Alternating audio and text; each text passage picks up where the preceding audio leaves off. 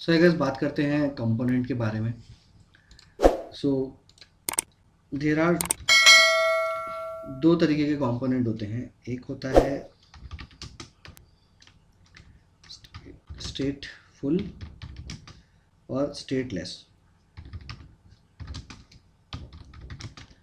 Okay, stateful and stateless. So stateful में क्या रहता है कि आप उसके अंदर स्टेट को डिक्लेयर कर देते हैं। और ये पहला रिएक्ट 15 जो हमारा वर्जन था, ठीक है, और उसमें जब हम स्टेटफुल कंपोनेंट बना रहे थे, बेसिकली हम क्लास कंपोनेंट बनाते थे जो हम रिएक्ट को एक्सटेंड करते थे। इसके अंदर हम स्टेट रखते थे और हम अपने नॉन फंक्शनल कंपोनेंट को हम उसे सेंड किया करते थे। ठीक है, नॉन फंक्शनल कंपोनेंट और स्टेटलेस दोनों सेम है। ठीक है, उसमें हम क्या करते थे कि वो हमारा नॉर्मल बनाते थे कि फंक्शन हमने दे दिया ऐप और वो एक्सेप्ट करता था हमारा प्रॉप्स। ठीक है, प्रॉप्स अगर आपको अभी समझ में नहीं आ रहा तो मैं बाद में बताऊंगा आपको कि क्या है प्रॉप्स। बस आप ये समझ लीजिए कि कोई एक पर्टिकुलर फंक्शन है जिसको हम कॉल करेंगे और वो एक आर्ग्यूमेंट को एक्सेप्ट करेगा और यहाँ पे हम रिटर्न कर देते। स्टेटफुल कंपोनेंट में हम रेंडर फंक्शन एक मस्ट होता था कि रेंडर फंक्शन उसका होना ही होना चाहिए और वो कुछ ना कुछ हमें मतलब रेंडर फंक्शन हमें लिखना होता था और उसमें रिटर्न कराना होता था हमारा JSX। ये टर्म JSX ये क्या है, क्या चीज़ है, ये भी मैं आपको एक्सप्लेन करूँगा। तो यहाँ पे हम एक डिव को भेज देंगे। दिस इज मेरा फंक्शनल कंपोनेंट, ये प्रॉप्स लेगा और बस इसके मतलब ये हमारा ऑलमोस्ट हम इसको जैसे मैं एक पर्टिकुलर फंक्शनल कंपोनेंट लिख रहा हूँ और स्टेटलेस कंपोनेंट लिख रहा हूँ तो मुझे पता होता था कि उसका आउटपुट क्या है। ठीक है, स्टेट फुल कंपोनेंट क्या होता है जिसके अंदर हम स्टेट लिखते हैं और ये मैनिपुलेट होती है, मतलब हम कभी प्रेडिक्ट नहीं कर सकते, बेस्ड ऑन यूज़र एक्शन ये सब होता है। पर स्टेटलेस कभी भी स्टेट होल्ड नहीं करते थे और वो प्रेडिक्टेबल होते थे हमारे। ठीक है, अब जो नया रिएक्ट 18 और अबव आ गया उसमें हुक्स आ गए हैं और सब कुछ हमारा फंक्शनल कंपोनेंट हो गया है। तो मतलब हमारे फंक्शनल कंपोनेंट जो पहले स्टेट को होल्ड नहीं करते थे वो अब स्टेट को होल्ड करना स्टार्ट कर देंगे। तो अभी मैं क्या करता हूँ, एक न्यू फाइल बनाता हूँ। ओके, जिसका नाम कैपिटल डी, हमेशा आप अगर कोई भी कंपोनेंट बना रहे हैं तो उसका आपको कैपिटल डी से स्टार्ट करना है। तो मैं इसका नाम रख देता हूँ display content dot JSX। Okay okay, और यहाँ पे मैं अपना एक फंक्शनल कंपोनेंट बना लेता हूँ। ओके, डिस्प्ले और मैं लिखूँगा RFCE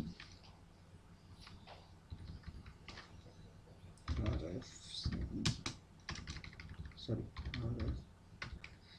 RFCE, मुझे सजेशन अभी आ नहीं रहे बट एनीवेज कांस्टेंट मैं कर देता हूँ इसको display. Okay, this will be my,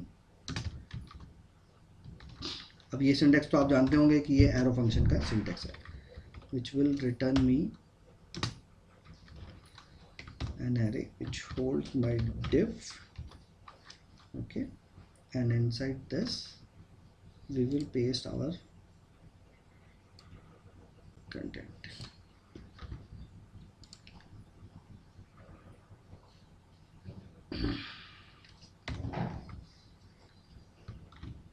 okay, और इसको ही यहाँ से मैं इसको एक्सपोर्ट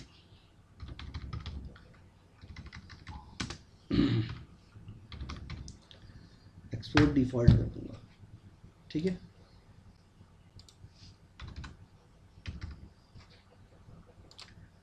सो मैंने इसको लिख लिया अपना कंपोनेंट को। ओके, ये मेरा एक कंपोनेंट हो गया। तो मैंने यहाँ पे एक फंक्शनल कंपोनेंट बनाया है। अभी मैं इसके अंदर कोई भी प्रॉप स्टेट कुछ भी पास नहीं कर रहा हूँ, ये सब प्योर नॉर्मल कंपोनेंट।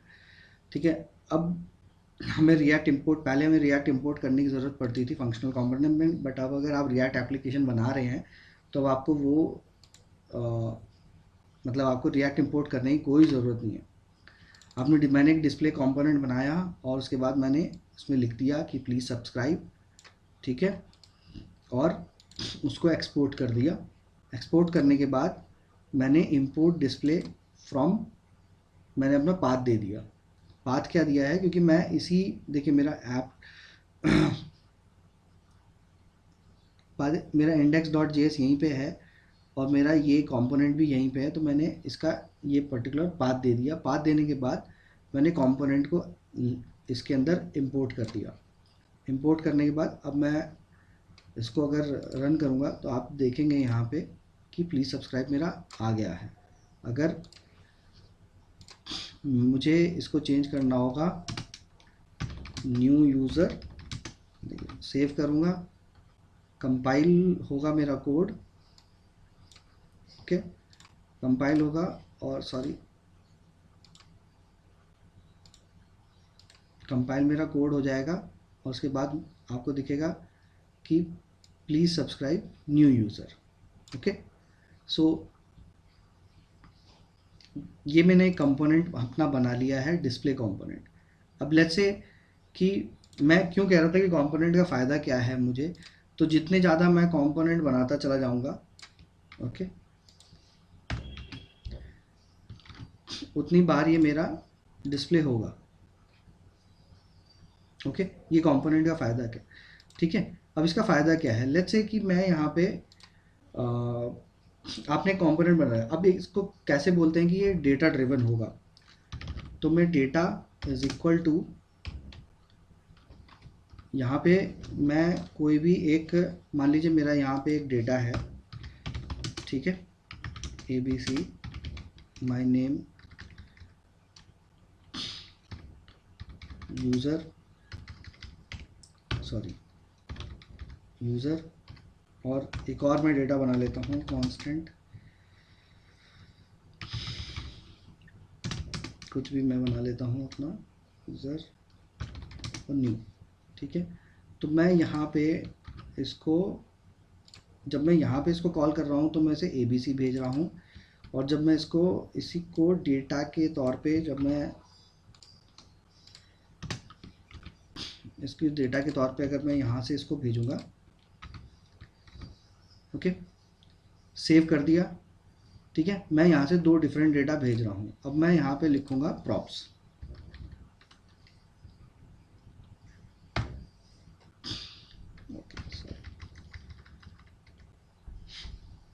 प्रॉप्स भी नहीं लिखूँगा मैं, बल्कि यहाँ पे सीधा कह दूँगा डेटा, ओके। और मैं इसके अंदर कॉल कर लूँगा अपना जो मेरा डेटा आ रहा है, ठीक है।